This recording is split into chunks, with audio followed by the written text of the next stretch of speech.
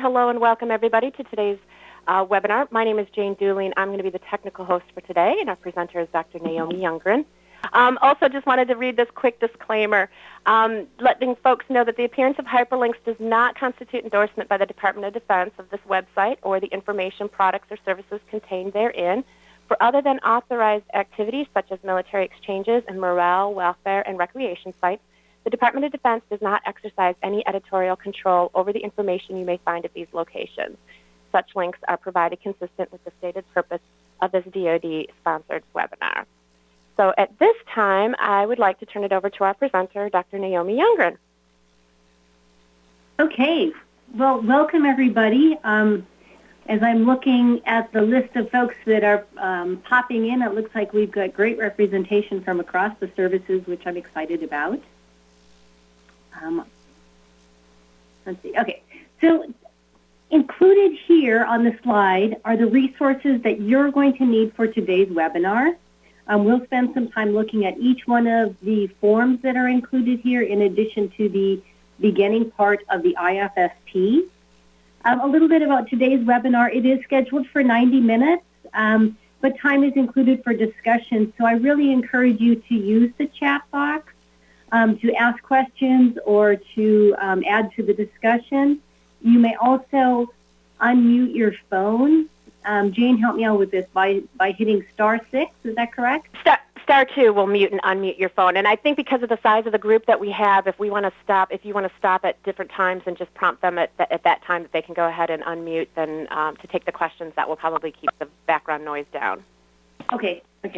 So *2. Perfect. Yep, *2 will mute and unmute. Okay. As Jane mentioned earlier, we will have some poll questions, and I just want to remind you that with any of the poll questions, your responses are anonymous. There is no way to track responses back, so I encourage you to please respond to the questions openly and honestly. So let's start with the first one, and this is who's here. Please indicate if you're Army, Navy, or if you're a part of the Air Force program, or if you're other or not sure. Okay, excellent. Again, it looks like we certainly have representation from across all three services, a little bit more from Army today than Air Force. When we do this same webinar again on Thursday, from the experience of the last one that we did, we had more Navy folks participating as a result of the fact that it was during a time zone that was viable for them to participate. So just so you all know, that this particular webinar will be repeated again on Thursday, and it will be at, help me out somebody. It's 1 a.m. Eastern, which is 0700 in Germany and 1500 in Asia. Okay, thanks. All right, so let's move on. Again, I want to recognize that you all certainly have expertise and experience with public awareness, with child find, with screening, with first contacts with families, and these are the topics that we're going to cover today, along with the standardized practices for completing the associated forms. What we're going to be doing is we're going to look at reviewing the steps for completing the IFSP, those first contacts. We're going to talk about public awareness, as I mentioned. We're going to be looking at the IFSP process guidebook, which includes best practices and the background and philosophy with regards to each element of the form and each element of the process. Specifically, we'll be covering pages 1 through 21 of the handbook. As a reminder, the handbook was sent out. However, if for some reason you have not received it, please check first with your managers. And if they have not received it, please contact me and I will make certain that you all get copies of that handbook, because it will be something that we're going to be using throughout the course of our webinars, and certainly something that I want to be certain that everybody has a copy of, whether your preference is to have it electronically or if you choose to print it out. We're going to highlight the IFSP rubric, and Suzanne Taylor from Fort Campbell is going to share a little bit about how she uses the rubric. And then we're going to discuss IFSP process document implementation discoveries, and certainly I encourage you throughout the course of this webinar and future webinars to share your expertise. As much as possible, I'd really like this to be a roundtable, or perhaps more appropriately, a global discussion, because it's really about how we can learn from each other and how we can build our tri-service program and our tri-service process. Just to let you know, we will also be keeping track of any questions that are asked both in the chat box and any questions that are asked over the teleconference line as well, because the plan is to have a questions and answers document published following the course of all of these webinars. So again, as we work towards a standardized process, there are great questions that are going to come up. As you well know, it's impossible to anticipate all of the possible questions in writing guidance for this, so we really want to be able to capitalize on the questions that you all have and to be able to have a question and answer document that you can refer back to. So, first, well, not the first, actually, this is the second poll question. This is a copy here of the IFSP process guidance booklet that was developed to go along with the tri-service process. At this point in time, I'll ask you to respond to the poll question, and your responses here is you've read it completely, you've breezed through it, you've got it but haven't had a chance to read it, or D, you don't know what it is that I'm talking about. Okay, well, certainly based on the poll results, I'm thrilled to see that there are no D responses as of yet. I do want to say that this guide is really to help you understand the EDIS IFSP. Certainly, as you know, that the IFSP is more than just a document to be completed, but rather it was developed and it is intended to be a document that guides the EI process. I mean, we certainly want to be certain that everyone has a good working knowledge of how to complete the IFSP, as well as the underlying philosophy and thinking behind each element in the process. You really should be able to know what are the questions and why are we gathering this information to be able to explain those components to families as well. The development of the handbook was to define the procedures for using and completing the EDIS IFSP. It does address some frequently asked questions about the process and implementation. It does provide some examples of how to work through steps in the EI process. It includes some conversation starters, some questions, quality open-ended questions that have been asked, that have been gathered from various providers across the program. It also is going to highlight measurement of the national child and family outcomes, which are integrated into the IFSP process. We're certainly going to spend more time talking about that on a subsequent webinar. Let's move on a little bit more about the handbook. Again, it's intended to be your desk side or take-along reference app to assist you with understanding and completing the IFSP with families.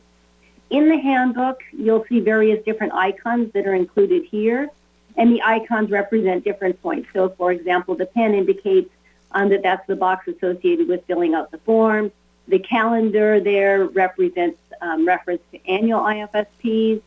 The mouse symbol there includes little boxes or tips on data entry into SNPMS.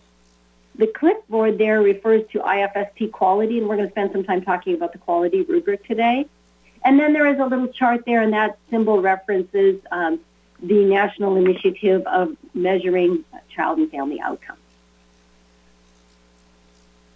So moving along, I want to reinforce again that as we get started, we want to see that the IFSP is part of an integrated process. It's not a separate step or a standalone activity, but rather it is part of the greater early intervention journey for families. So in each of these steps of the process, you'll see that it's linked and it builds upon the other steps. Again, it represents the journey that each family makes with early intervention. Of course, as you well know, some families may participate in part of the process.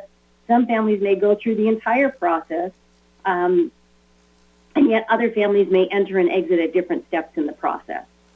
The notion here of linking the process is to facilitate a holistic and integrated approach rather than separate entities or redundant activities. And one of the things you'll see with the IFSP process document is it captures the process from that first contact through the development of the first IFSP to reduce redundancy and duplication in paperwork. So as you see this whole linked process, it is to really assure that information essential to the family-centered process of early intervention provision in natural environments is gathered and utilized optimally. Today, what we're going to be doing is we're going to be addressing these first three links: public awareness, referral, and screening. And then during subsequent webinars, we'll be working our way through the other points of this link chain. A little bit now about the IFSP rubric. This is included in the Process Guidance Handbook. You'll find it at Appendix A, also on page 90 of the handbook. A little bit about the rubric. You all are probably familiar with record review forms that go through and say, you know, do we have a signature? Do we get this box filled? Which are more data entry kinds of elements. The idea with the rubric is to get more at the quality component. It's also to establish a bit of a common lens for examining the quality of IFSPs. It's to identify and certainly to complement best practice work, as well as to identify if there are opportunities for improvement. So the rubric is intended to be a bit of a deeper look at the IFSP beyond just saying, you know, is this box filled? Did we get that information included? Is the date right? At this point in time, what I'd like to do is, Jean, this is the poll question on the fly. Okay. We're going to set up a poll questionnaire, and your response options are A is yes, B is no, and C is not sure. And the question is, how many of you have used the current IFSP rubric?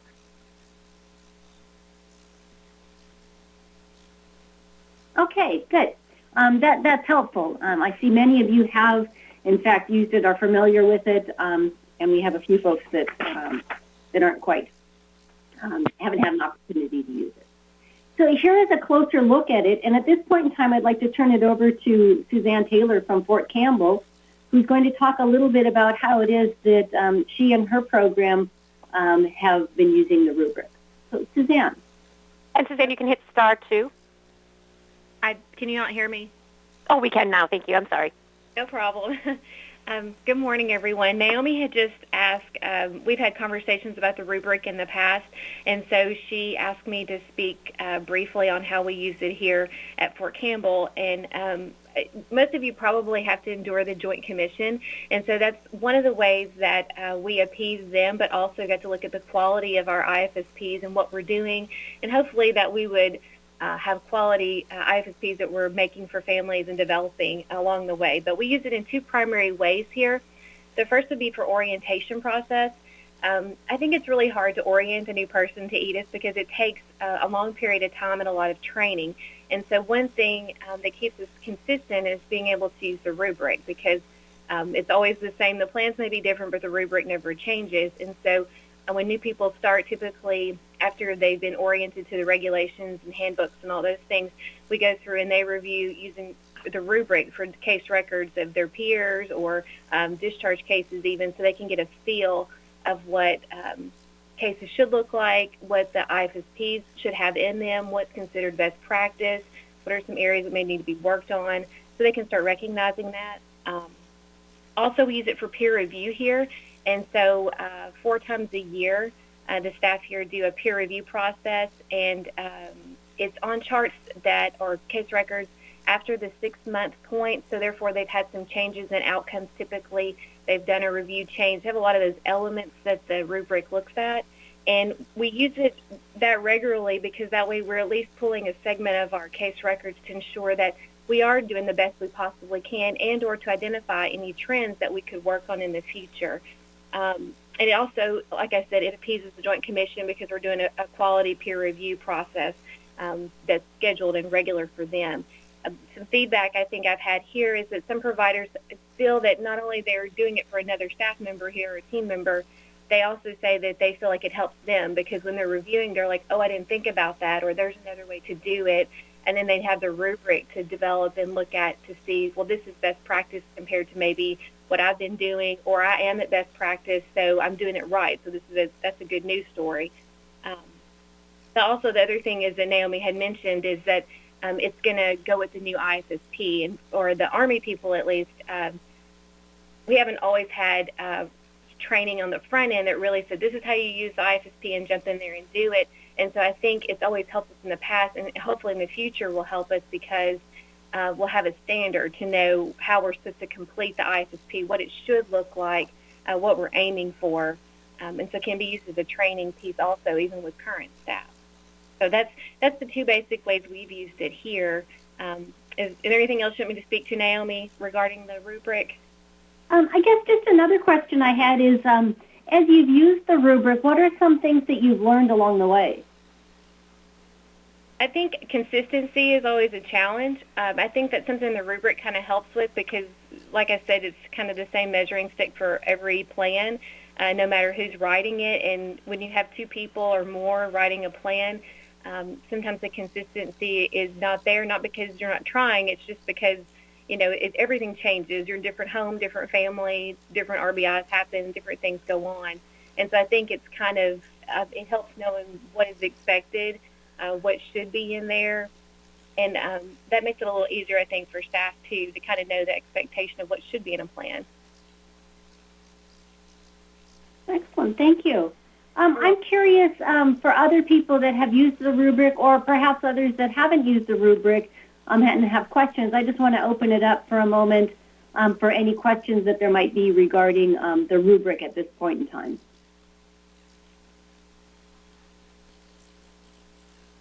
Okay. Jane mentioned there, if you hit *2, that will unmute your phone. Okay, I'm going to move along here then. We're going to move along, and let's talk now and spend a little bit of time thinking about public awareness. Certainly, as you all know, community members and agencies can and do inform families about early intervention. Therefore, it's important that they understand the family-centered nature of early intervention and, of course, that our early intervention program support, that we provide support and services that are provided in natural environments and that are also provided in partnership with parents and caregivers. Therefore, certainly our public awareness materials should reinforce that underlying philosophy of early intervention and accurately inform customers and stakeholders about early intervention. Programs are certainly encouraged to review their public awareness materials and share their creative child find and public awareness ideas. I know that having had the opportunity to visit several different programs, there are some very creative public awareness activities going on out there. I'm curious if anybody has a public awareness activity that they're engaged in now or regularly that they'd like to just share with the group. Naomi, I'll jump in there. This is Suzanne again, since I've already talked once. Yes. I was going to say, this is Narissa from Maxwell. Okay. We participate in the Heart Link through the Airmen and Family Readiness Center every quarterly. We participate in the Medical Rights Start brief. We have a briefing during the Medical Rights Start.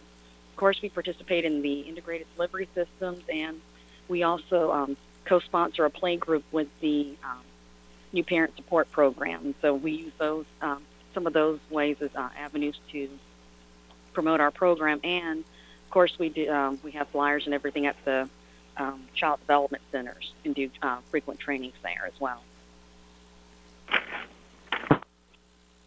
Excellent. Those are great ways to get out and really reach your arms out to the community. Suzanne, did you have something as well? Yeah, we recently, with all the wonderful things the government's been doing with sequestration and furlough, we actually kind of tied it into our PI project here, and we looked at what agencies really wanted and where our referrals came from, and because we knew in the future we may not have funding to be able to, purchase lots of things to put out there and/or, what was the best resource, and it kind of came out that most people didn't need us to come as often, maybe to talk to them and that kind of thing. But the ones that did want us to come wanted us to provide brief in-services or trainings, which we think a lot of that came from CYSS, which is understandable. As the other person mentioned, that's kind of one of those places that they really want to link up with EDIS typically.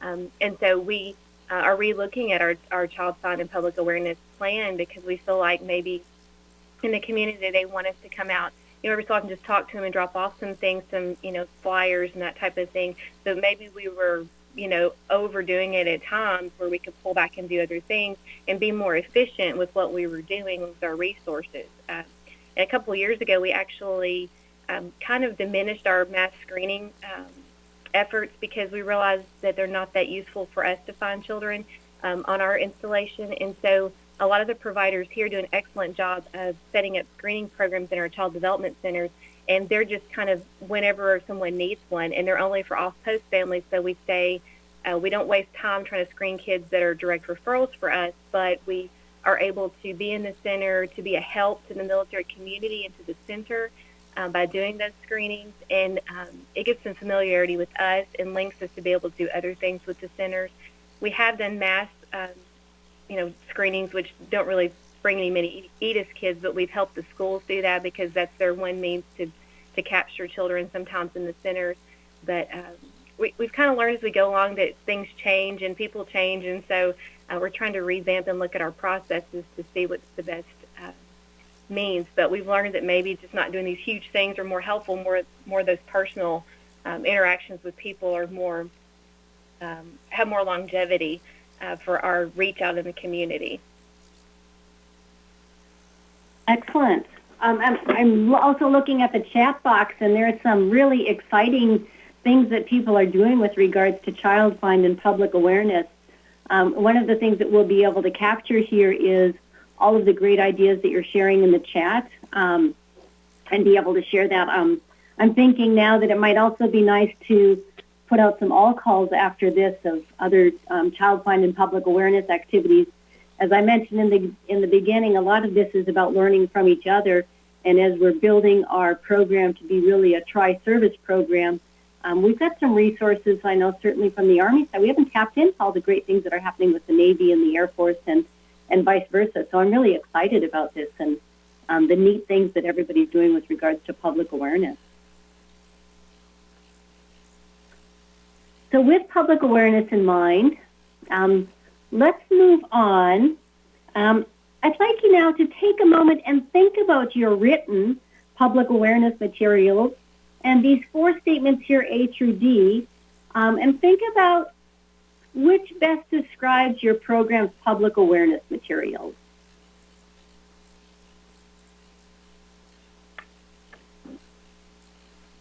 Okay, it looks like we've got most of the responses there, still a few coming in. It is really exciting for me to see that the very vast majority are at the D end there, emphasizing support to families in the early intervention process. I recall back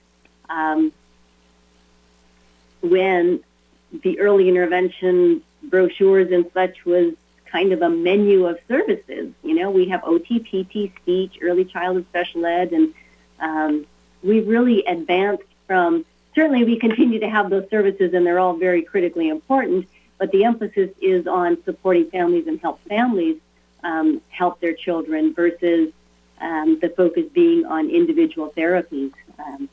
So this is exciting, very cool.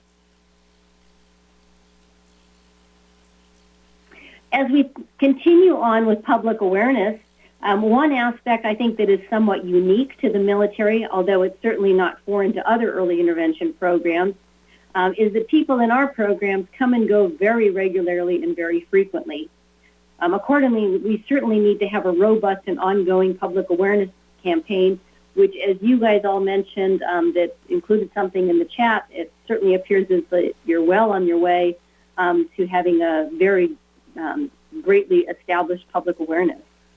One of the things that I think is also helpful is to think about how families learn about early intervention and think about, does your program have a connection with all of the community agencies and entities that interface with families? And and what are those different entities? Because certainly, as you well know, families learn about early intervention from a variety of different places and different agencies, and we want to make sure that those agencies do have a good understanding of what early intervention is and how we support families. Another thing that I found quite helpful, and as I've talked to other early intervention providers in different programs, that they found helpful is to understand from the family's perspective what is early intervention. And periodically asking families, or perhaps as part of the LICC, is to ask families, what is early intervention? That perspective from the consumers can be very enlightening and can be very helpful as well. So I encourage you to think about not only public awareness, as you all are with various different agencies, but think too to the customers and maybe some of the graduates of early intervention to help also to be spokespeople for early intervention. Let me just share one other example here of a public awareness brochure. As you know, it's important to emphasize the team process rather than isolated therapies or services. And in this particular example, what you see is the first box here with text, what services does early intervention provide? And it goes through and talks about the process, so the screening, the evaluation, the plan, the services, the transition. So it really does reinforce this process versus isolated individual therapies. This is also helpful as you're getting started with families to introduce them to what the process is and the different steps that take place along the way. I'd like you also to notice here, the print is a little bit fine, but I think you can probably make it out.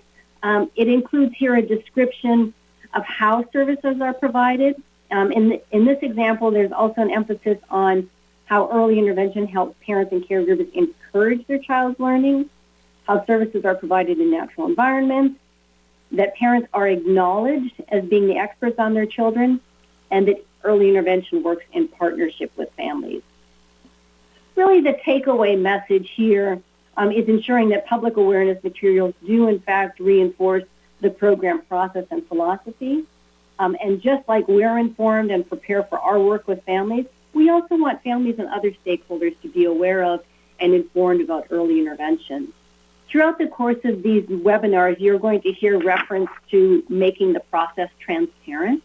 And certainly that's what we want to encourage is just as we all prepare for the next step in early intervention with the family, we want to be able to share information with families so that they can be prepared and so that they can be informed decision makers for their child and for their family.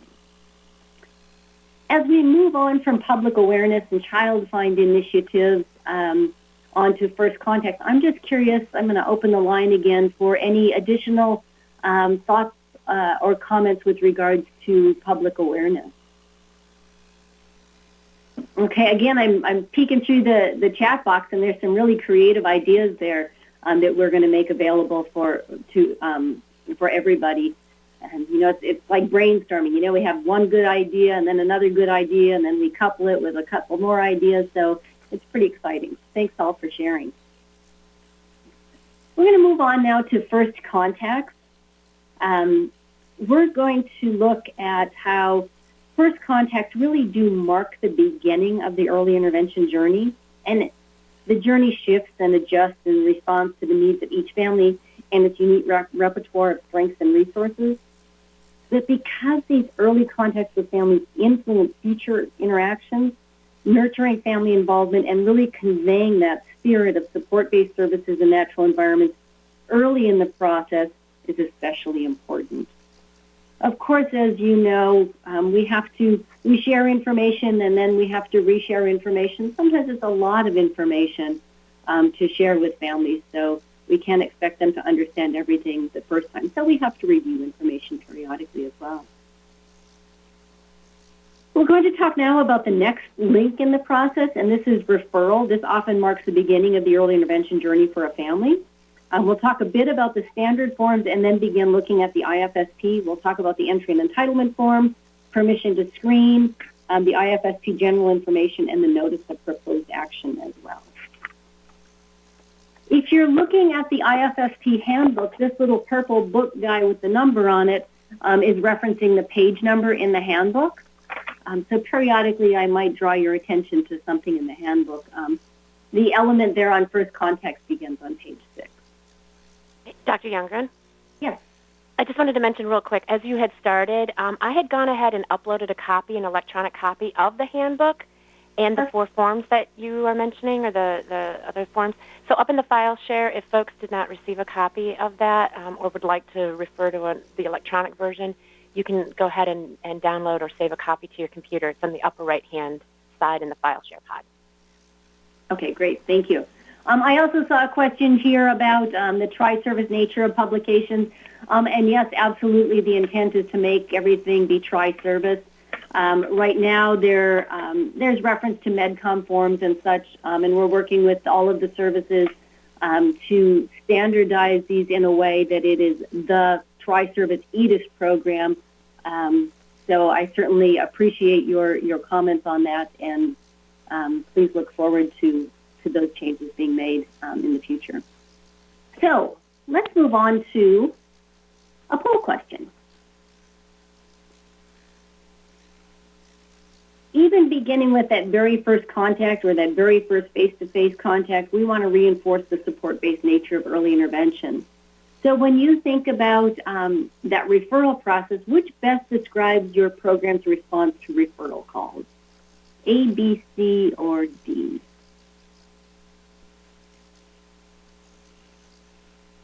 All right. Well, this too is very exciting and reinforcing of what a wonderful program that we all work in. And certainly what we would want to see is that emphasis being on not just therapy for the child, but really looking at supporting families. So very exciting. When you think about first contacts, really what this is it's the beginning of the giving and gathering of information. First contacts, it may be 1, it may be 2, it may even be more visits, depending upon the unique circumstances of the referral and the situations of the families. It, of course, is vitally important to discover what the family understands and expects in order to start the journey with the family and to avoid any of those conflicting or differing agendas. I think it's helpful to ask families, have they had any prior experience with early intervention, and to talk a little bit about that. We certainly want to make sure with some of those first contacts that we're getting on the same page with the families. It really means that we're working on behalf of the family rather than working to simply accomplish the paperwork and such that does have to be completed. Remember, of course, that the way in which the initial information is gathered does influence that relationship along the way.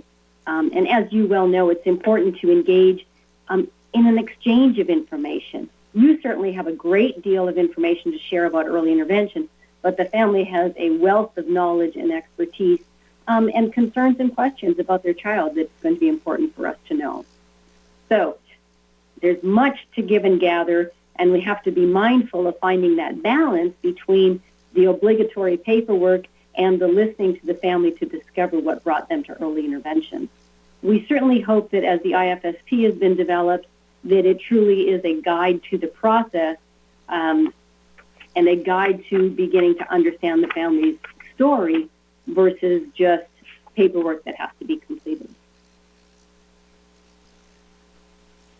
Okay, let's see. When you think about collaborating and planning for the next steps with families, it might be after that initial phone call. There are things that you do to prepare. Think also about what you could share with the families to help them prepare and to be informed. We want, again, you'll hear me say, we want this process to be transparent for families. So when you think of the options that are included here, which of this information could you share with families prior to the screening? And let me tell you that there are 2 options that aren't listed here. Option D is all of the above, and option E is none of the above. Oh, actually, you know what, Dr. Youngren, I apologize. They can actually select all that apply. Okay. if that helps. Well, there you go. You can select all that apply. You can select D. That means the same thing. The unwritten D here.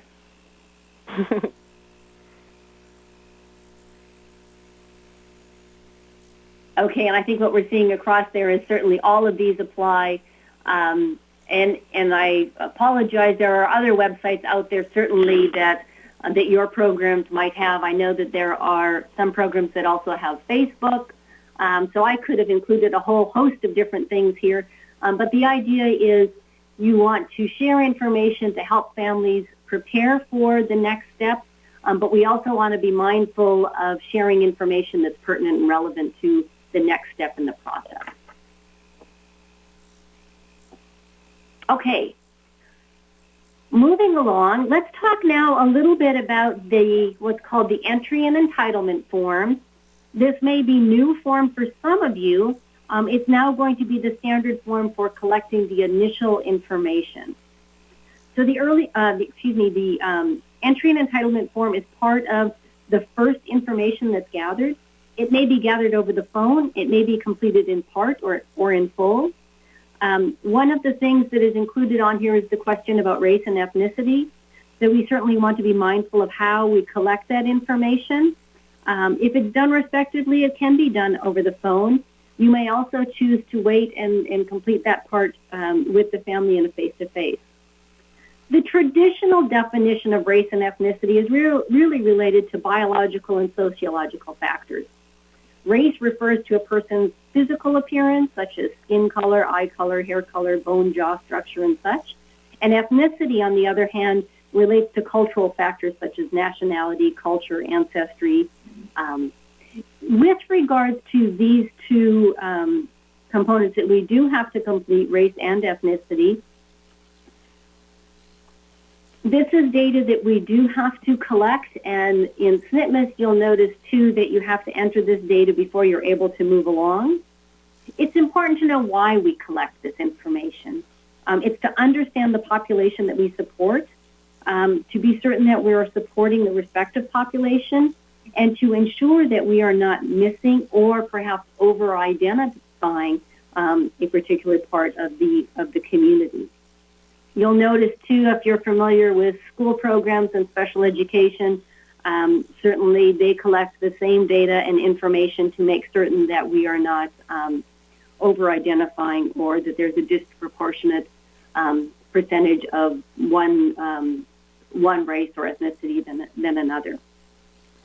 So if you're completing this and the family, for whatever reason, decides not to state, you will notice that in SNPMIS, you're going to have to enter that data using the option of provider observation, because the system is not going to allow us to move on without gathering that information. In the handbook, there is also some more information on page 10 about race and ethnicity. I encourage you to take a look at that. With regards to ethnicity, you would check one of the two boxes, and with regards to race, you may check any or all of the boxes. So the handbook describes that just a little bit further with regards to race and ethnicity. Oh, why is decline to state an option if it's not an option in SNPMIS? Decline to state you might put here on the form, and that would mean that in SNPMIS you're going to have to use the drop-down option that says this was collected by provider observation. The rest of the information, I think, on this form is fairly self-explanatory. You're going to ask about the primary language spoken in the home, if an interpreter is needed, and if so, you'll want to specify what language is needed. There's the DOD enrollment category that you will check the boxes. I would anticipate that the majority of the families that we support and serve are going to be space-required tuition-free. However, on occasion, we do get families that may be space available or tuition-paying. Again, the emphasis here is you're looking at it from the perspective of the DOD enrollment category. Take a look here. The next box down is the referral source. The referral source is where the referral came from. So if the referral came from the local family pediatrician, you would put that there. Sometimes it's a parent referral. And then the next box is how did you, and this is from the parent perspective, so you're asking the family, how did the family learn about early intervention? So you would put that in there. And this is real helpful to be able to identify some of the child find initiatives as well. How did the family learn about it? Well, they learned about it from that, from the briefing that was done at the newcomers session or whatever it might be. So you include here how they learned about it. There's the referral date, which is included there, and that's going to be the date that you received the referral. And then the 45-day timeline, you want to be able to put in there what is the 45-day timeline. SNPMS will, of course, generate that 45-day timeline for you. You're going to include here the general reason for the EDIS contact. So what is it that the general concern is? You'll indicate that there. The initial service coordinator is documented, who's going to take the initial, and then the date of the initial contact with the family.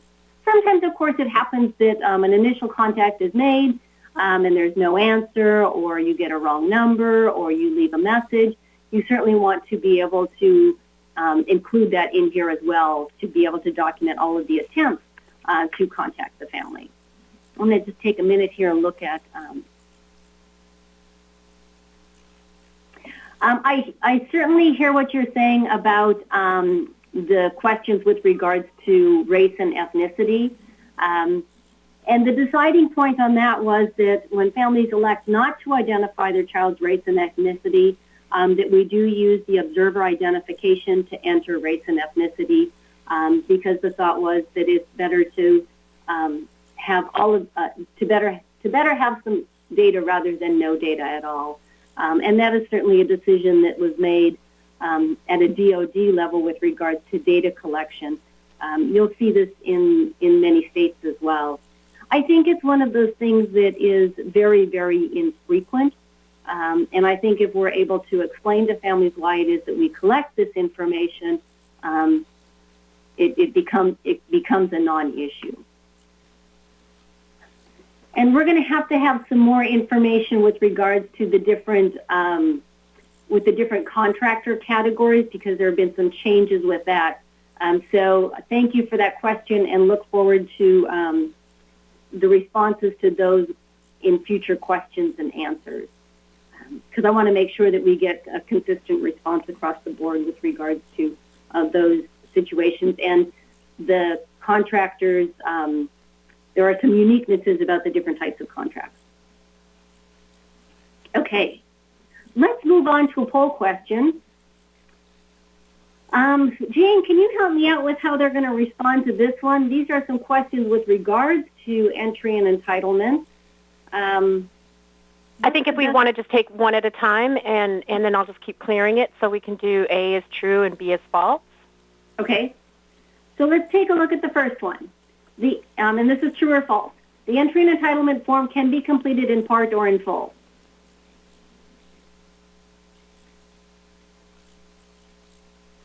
Okay. Certainly the vast majority have entered true, which is correct for number one. Roman numeral number one is true. You can complete the entry and entitlement form in part or in full over the phone. How about number two? The entry entitlement form is completed at the time of the referral and need not be repeated annually. Okay, still some responses coming in on this one. The answer to the Roman numeral number two is true as well. It need not be completed annually. It's for that initial referral. However, sometimes a family might get started with early intervention and then leave, and then they are re-referred. And in that situation, you would start it as a new referral, and you would complete the entry and entitlement form. Let's go to Roman numeral number three. As a last resort, providers may identify a child's race and ethnicity using observation identification. And you're absolutely right. This is, in fact, true. We do want to make certain that we are we are supporting the overall population and that there is, in fact, no disproportionality of services to one particular race or ethnicity. Okay, the last one, true or false.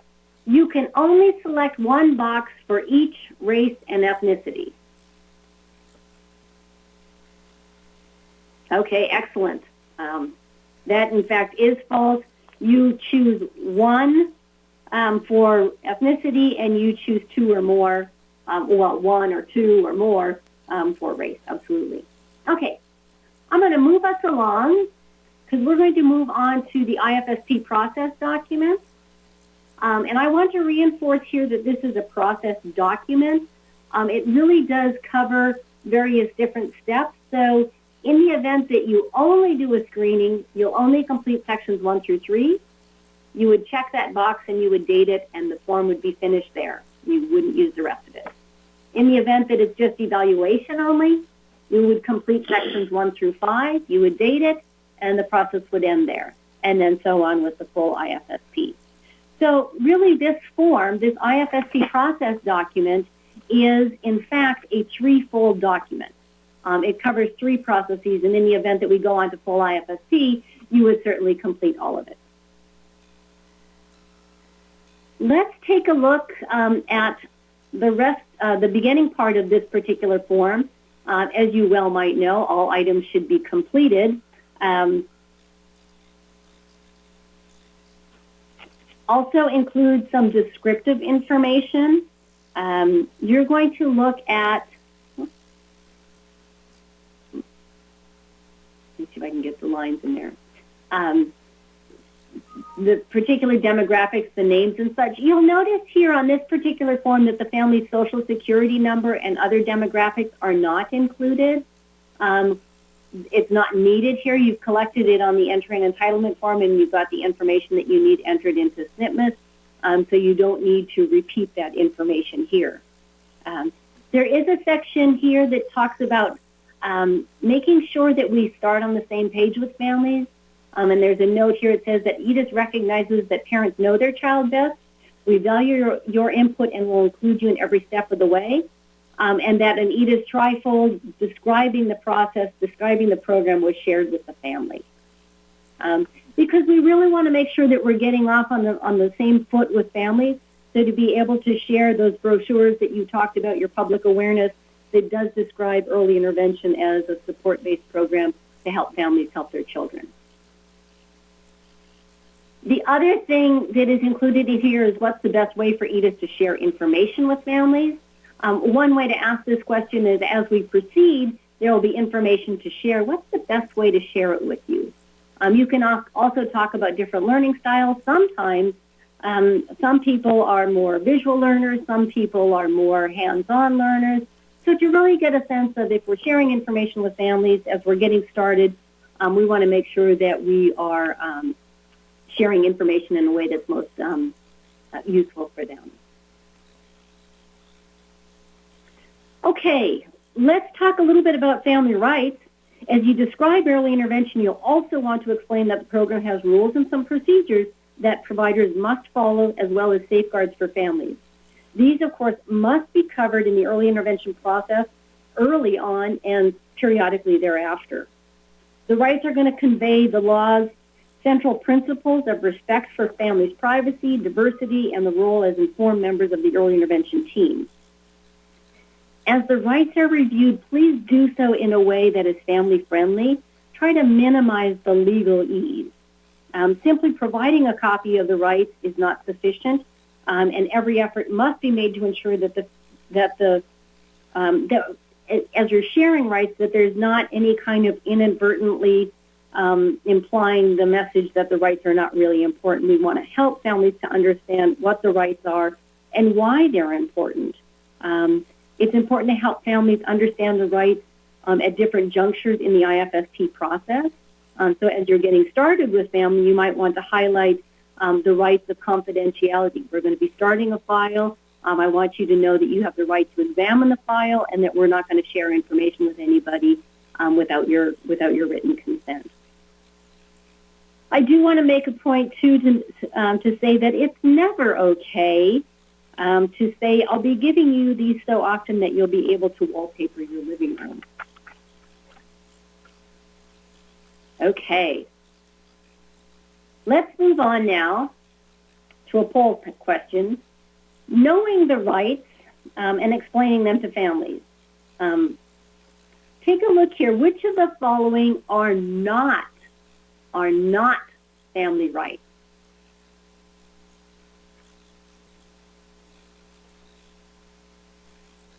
Excellent. The others are, D is not a family right. It's not just a menu of what services do you want to receive.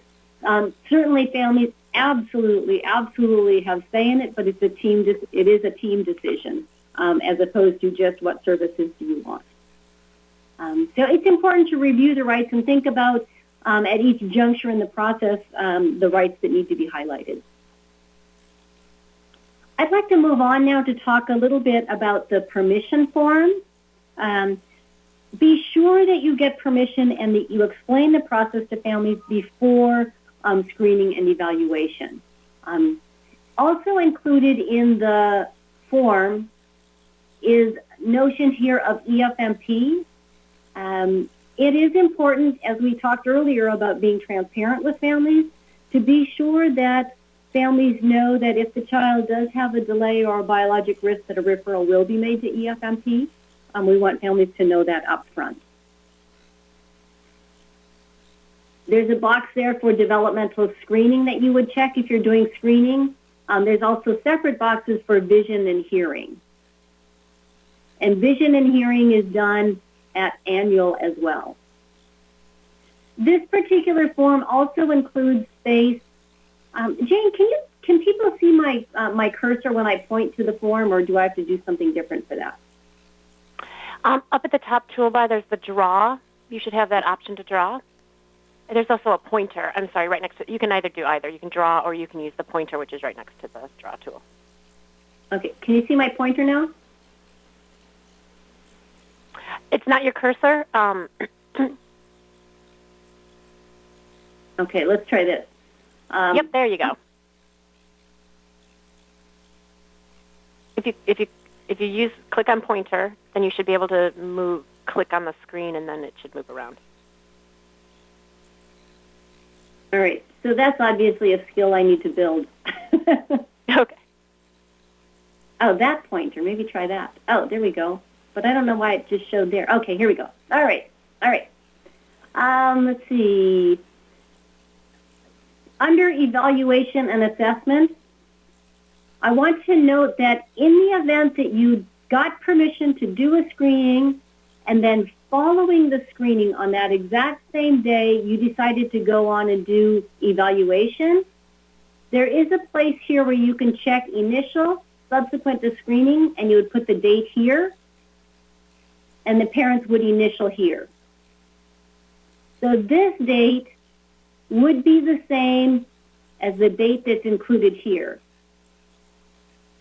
This was put in place to be able to use the same form and not have to pull out another duplicate form for use on the exact same day. At the bottom here, there's also the parent statement. I received a copy of my due process procedural safeguard. This information has been explained to me and I understand it. I give permission to conduct a requested screening evaluation, and then for evaluation only, I received the notice of proposed action. We do not need to do a notice of proposed action for screening alone.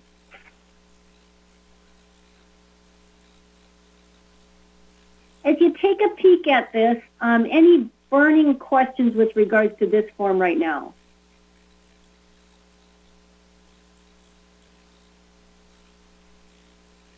We will correct that typo. Thank you.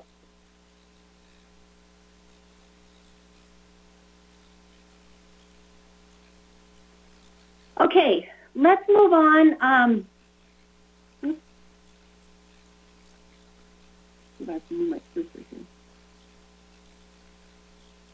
The next section on the IFSP on that first page is the family's questions. it's certainly important to understand the family's concern, because sometimes what ends up happening is that the family's concern may not be the same as the referring doctor.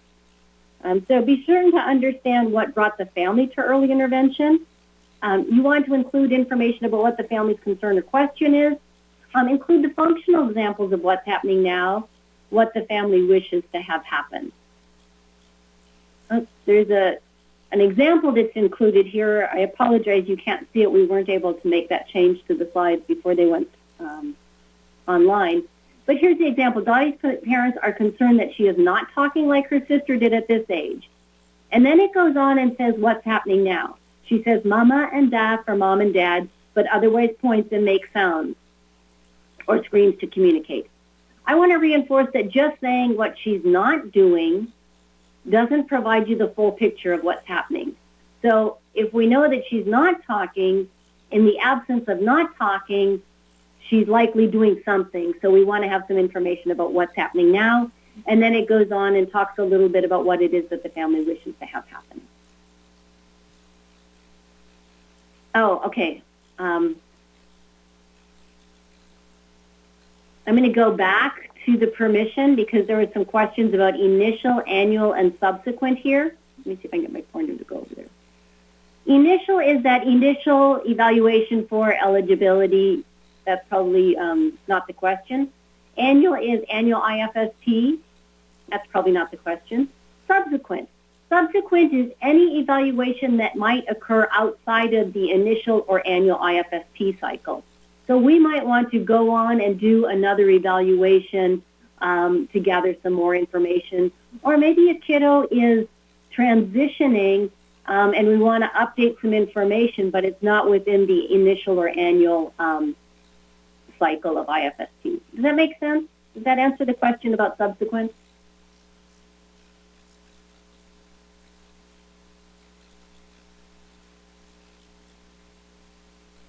No, it's in the next box. Initial, oh, this is the initial, this box here, initial subsequent to the screening. That's when we did the screening, and on that exact same day, we're going to say we want to go on to evaluation.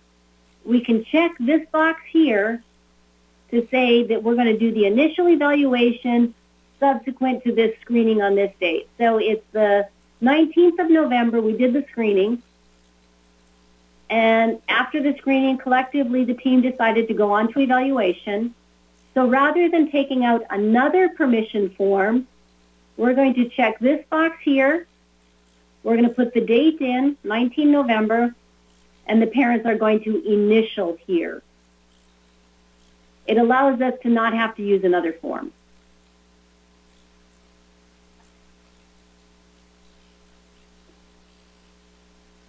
Okay. Okay, I think I got that one. All right. So this whole emphasis on making sure that we provide some descriptive, objective information, let's take a look at a poll question now. Thinking about discovering families' concerns, which of the following questions would you ask a family early on to understand the concerns that they may have? Which of these questions might you ask a family early on?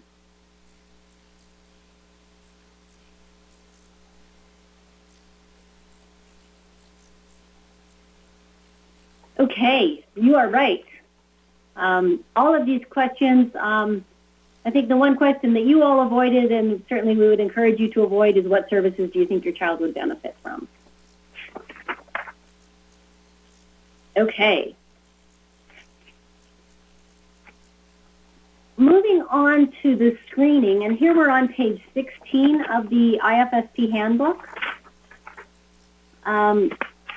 I'm certainly making note of the questions that you've got here in the chat box and want to be able to get back with you on those.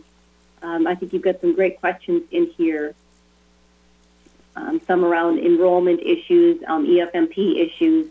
So we're going to combine those and provide some more input on those. So with regards to screening, we're at the next link in the process. It really is a quick process. It really is not something that should linger on. Generally, it happens in one visit. On occasion, it might take a couple of visits. Vision and hearing, as you know, is part of the initial and the annual IFSP process. The developmental screening section is really only completed initially. It's not needed to be completed annually, and you'll see a check on the IFSP of where you can indicate that it's an annual and that no developmental screening is necessary.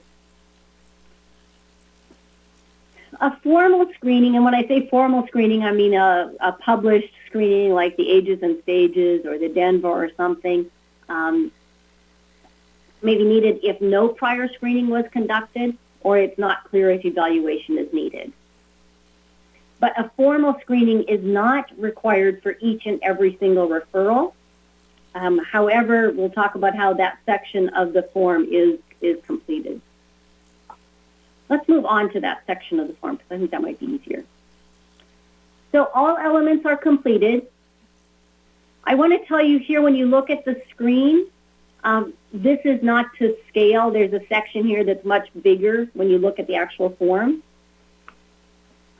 You want to make sure that all elements are completed. So here under vision and hearing screening, there are different questions that are asked. This is a functional vision and hearing screening. The responses may be yes, no, sometimes, or not applicable.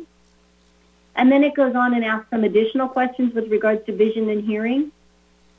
The rule of thumb is if you're going to check a yes box, that you go on and explain it. So this top section is about vision and hearing screening that you do at initial and again at annual. And then it goes on about halfway down the page, the developmental screening. You've got a date to put in there. If it's an annual reevaluation, you would just check this box, and you don't need to fill out the rest of it. If it's an initial, what you're going to do is you're going to complete some information in here. If the screening,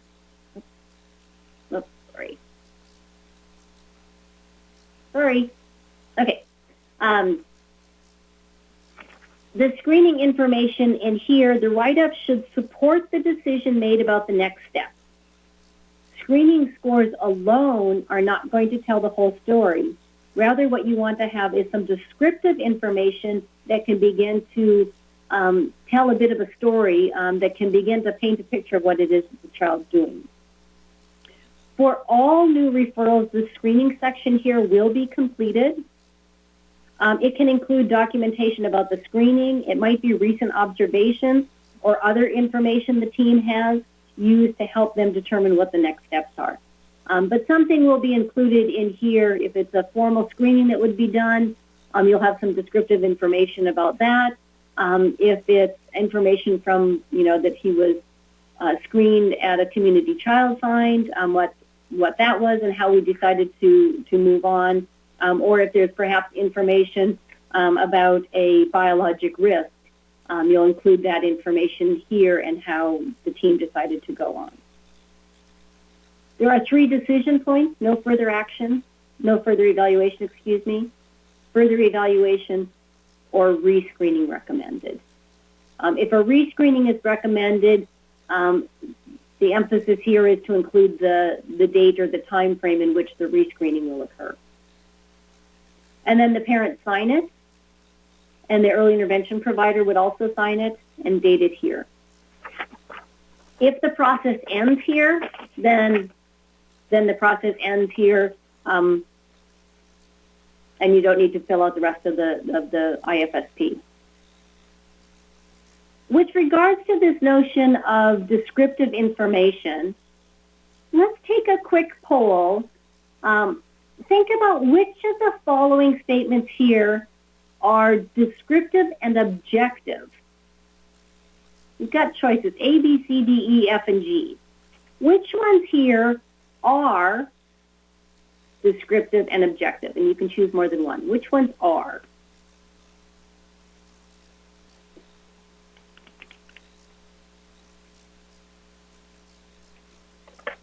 Okay, excellent. It is, in fact, C, E, and F that are the descriptive, objective, functional. The first one, Amy actively explored her environment, doesn't really give us the information to tell us how she explored her environment and what actively means. Is that overly active, underly active? How did she explore? How was she moving about? It doesn't give us the detail to really understand what she's doing.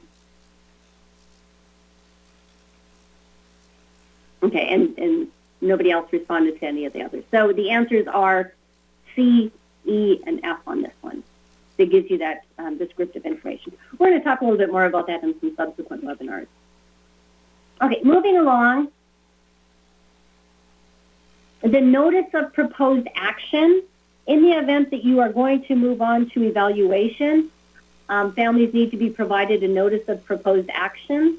The notice of proposed action is to alert the family of the next steps in the process. On this form, and the instructions are on the back of it, so I encourage you to review those as well, you may in fact choose evaluation and assessment, and if it's the initial, it's to assist with eligibility determination.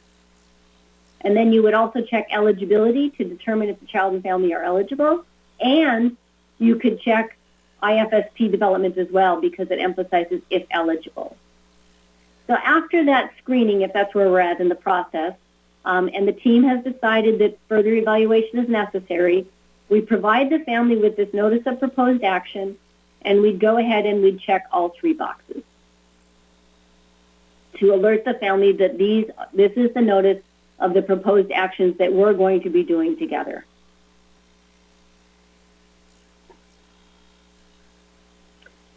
One of the changes that was made, and we can thank the Fort Benning team for that suggestion, was the documentation of receipt of the notice is embedded in the form. So like you saw on, let me see if I can scoot back to the permission form. You'll see here that I received my notice of proposed action. So that documentation is embedded in the form. All right. In the event that you go on and do evaluation, the next section on the IFSP is health information. Certainly, you may gather this information at the screening visit following the decision to go on to evaluation, or it may in fact be at a subsequent visit, depending upon how things go. One important thing to remember, and this is also included on page 17 of the handbook, is you all know that you see children whose health ranges from well to even severely compromised. And the amount of medical information gathered should really reflect this range. Also keep in mind the educational nature of early intervention. We're not looking for the origin of the condition, but we're wanting to gather enough information to understand about the child's health status here and now. We're going to gather a little bit of background information, but we don't need to do a full diagnostic background check. Included here on this section is general health information. Where do they get their health care? Who's the primary care provider? This next section is just a little bit about the child's current health. And if the child hasn't had a well baby exam or an exam, a physical within the last 6 months, then we're going to refer the family back to their primary care manager, primary care providers for a physical. However, don't hold up the IFSP process if this hasn't been done. There's a section here for other health information, and the rubric will also talk about some pieces that need to be included in here, like general developmental milestones. Then there's a section that talks about pain, and it talks about nutrition, and it talks about oral dental. There's simple little yes/no questions. If any of these boxes are marked yes, then it should go on and provide a little bit of a description of what the yes response was. There's a section in here if there's any other family health, learning disabilities, mental health that will be important for early intervention to know about in working with the family. That information is included here. Included in the handbook, there's also some conversation starters or ways to ask these questions. And then the bottom part is just a question about, or a space rather, for recommendations of the team they make. Okay.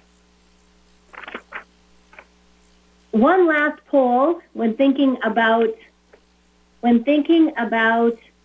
gathering information about a child's health, which of the following questions might be standard? I want to reinforce your standard questions that you would ask every family.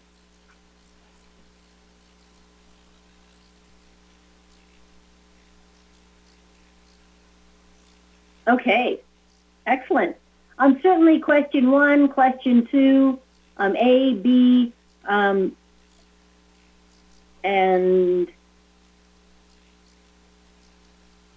F would be questions that we would ask everybody. I don't know about you all, but I recall back a time when we had very extensive child development questionnaires and health histories, and it would ask questions like, did you smoke during your pregnancy, or these kinds of questions. It's not necessary, we don't need that. Again, think about what is the information that we need in order to move forward with the family. So what we've covered today is information regarding the public awareness, a little bit on child find. We talked about the initial entry and entitlement form, the permission, the initial screening, and the gathering of health information. And I know there are some great questions that are in the chat, and I apologize for not being able to keep up with those as we moved along. I certainly want to be respectful of your time as we're doing this as well. But at this point, are there, I encourage you to use the chat box, or if you want to hit *2 to unmute your phone, I invite you to take that opportunity now.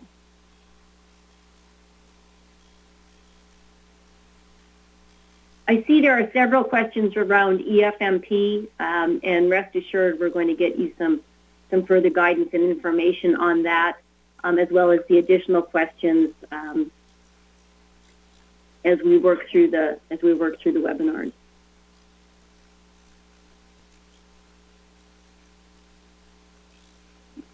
Okay, I see a few more people typing.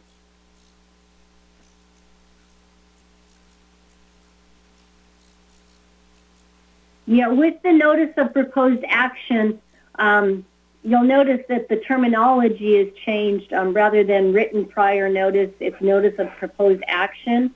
And this was a discussion that was also had with DOD with regards to how we can do this and be in accord with the 1342. And it really is, it's a notice of proposed action. Sometimes what ends up happening is the DOD interpretation of IDEA is written, is a little bit different than stateside regulations and implementation of IDEA. So with notice of proposed action, it is really notifying the family of the actions that are going to take place. There is no way that we do any one of those steps without full family participation and involvement. The IFSP form that was on the screen looks a little bit different. The reason that is because it was condensed in order to fit the slides. I encourage you all to look at the forms that Jane put in the file share, make copies of those, and certainly let me know if you have any questions. If you see anything that is a typo, heaven forbid, thank you, Thomas, for that. Please share that information with me as soon as possible.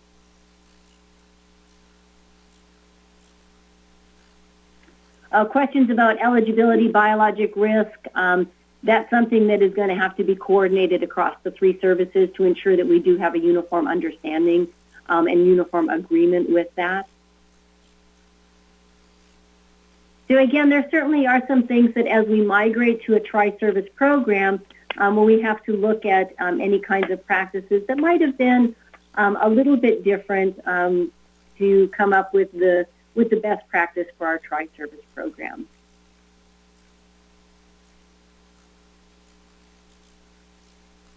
Okay, I know we're nearing the end. Thank you for your information in the chat boxes and such. I do want to reinforce that we have next steps. The next webinar, we don't have a webinar next week because it's Thanksgiving, and I hope you all have a wonderful Thanksgiving. Next week, or next time when we get together on the 3rd and the 5th of December, we're going to talk about evaluation and eligibility. I will reinforce that we're going to be covering pages 22 and 30 of the handbook. So I strongly encourage you to take a look at those pages, to review the IFSP form, and we'll also be talking about the informed opinion form. I'll be sharing those forms out so that you all have a copy of those as well. With regards to the registration, Military OneSource will send out an electronic registration.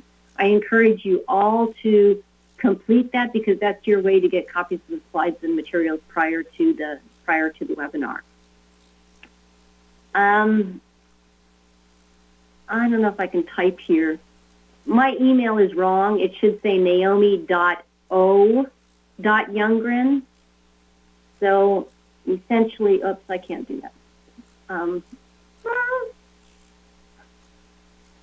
It should be naomi.o. Not too many G's. You know, these long emails, they make it a little bit difficult. Okay, there's the correct email address. If you do have any questions or need copies of materials, please don't hesitate to send me an email. Jane, do we have the final poll questions ready? No, you know what, the in terms of the quality, we got an updated slide deck at the last moment, so that was dropped off. But if we can just do it on the fly again, and then we'll be sure to have it for the Thursday event. Okay. We just wanted to ask. Oh, go ahead. Do you have the questions? And just that we wanted to ask how, has this presentation been useful for folks? And if you will go ahead and open up the slide there, the poll. There we go. So if we wanted to just say A is strongly agree, B is agree. If you want to do a neutral for C, and then D, disagree, and then E, strongly disagree. So this poll question is about the usefulness, and A is strongly agree, B is agree, C is neutral, D is disagree, and E is strongly disagree.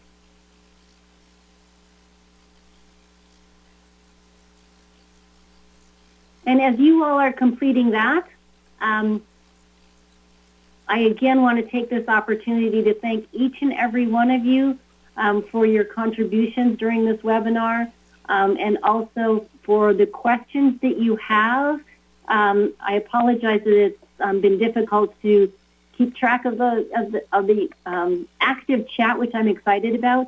But we will be looking at these, and we will be sending out a question and answer document that will be coordinated with all the services.